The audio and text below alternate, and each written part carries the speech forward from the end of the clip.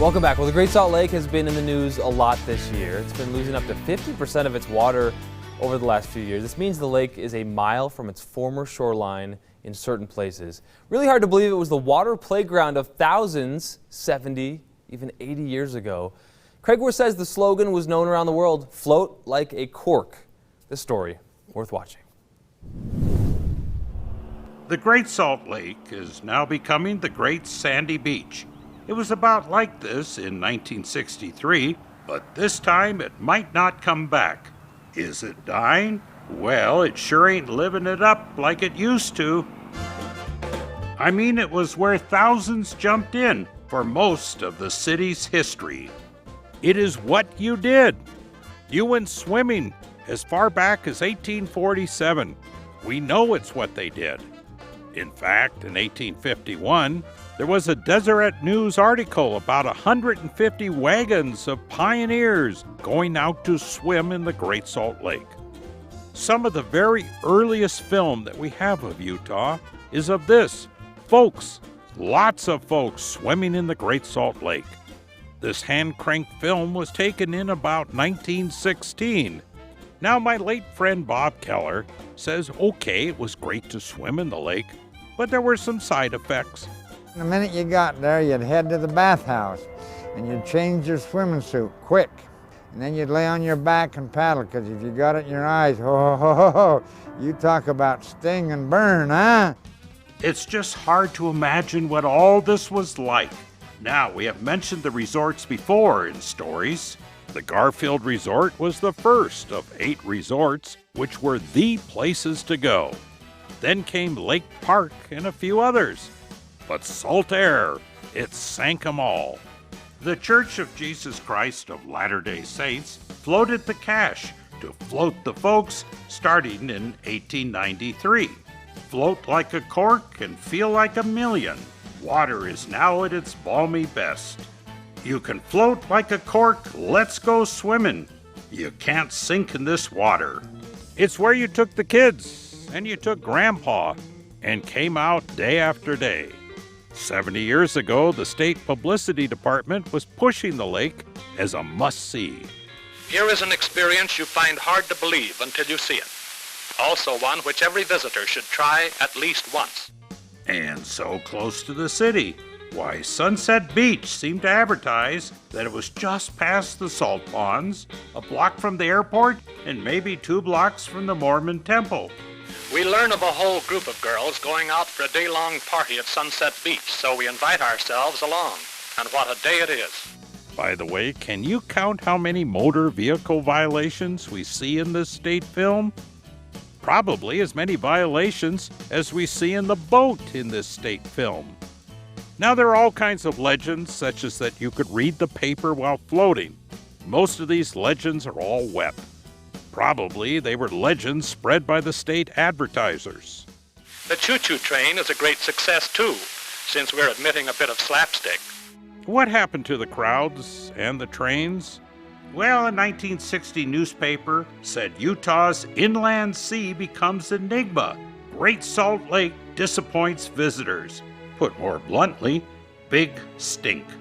Well, saltwater resorts around the country declined. People took their cars to theme parks instead of the trains to beaches. And Salt Air, it closed and later burned to the ground in 1970. But there was a day, and oh, quite a day. And today it's true once again. The inexperienced should avoid diving because it's now a beach. Well, they used to say you could float like a cork. And indeed, that's what they used to do out here. Float like corks. And indeed, on warm summer days, they would do it by the hundreds. Craig Worth, ABC 4 News. Well, experts fear the lake will hit its 170-year low this year. When it's been low before, a natural cycle seems to correct these levels, but that's before so much of that water that feeds the lake has now been diverted as Utah's population has grown. Well, Dina, there's nobody better to talk about the history of Utah than Craig, right? Absolutely. I mean, that's a fascinating video footage there of the Great Salt Lake and salt air. And if you do go out and visit Antelope Island and the Salt Lake right now, it is still really beautiful. It's just incredibly low at this time.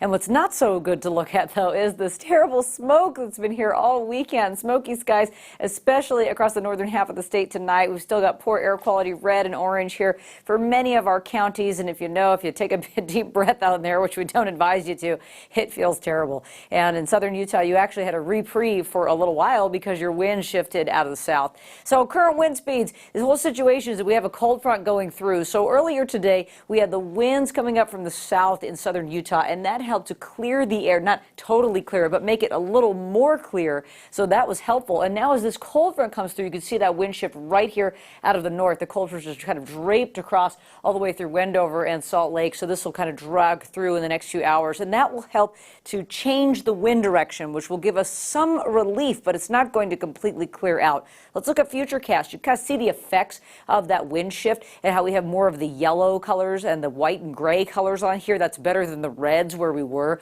So it should be a slight improvement on Monday. And as we don't have the extreme westerly flow that we had, we should see smoke conditions improve for tomorrow, but it'll still be hazy again through the middle part of the week.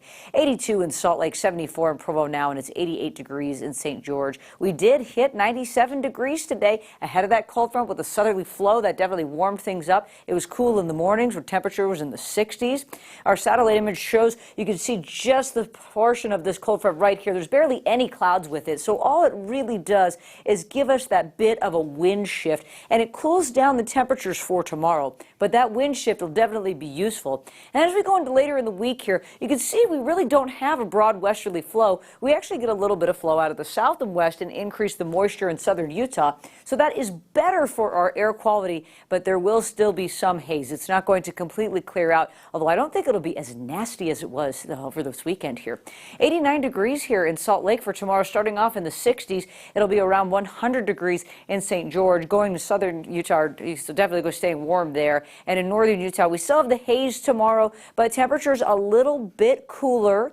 Nice and comfortable up in Park City, and in central Utah, you'll be around 90, and in southern Utah, again, around 100 degrees, and still pretty warm, still hazy, not completely clear, but a little less hazy than it was, so that is certainly good news. You have a chance for some isolated showers in southern Utah Tuesday and again on Wednesday. Temperatures here around 100 degrees, lots of sunshine all week, and for the Wasatch Front, then, we'll keep that smoke in there. It shouldn't be as thick on Monday, but we'll still have some haze hanging around through the week, and we're back up to the upper 90s, flirting, getting close to the 100 degrees again. We may not be done with that just yet. Gosh, this Armageddon sky is it's getting old.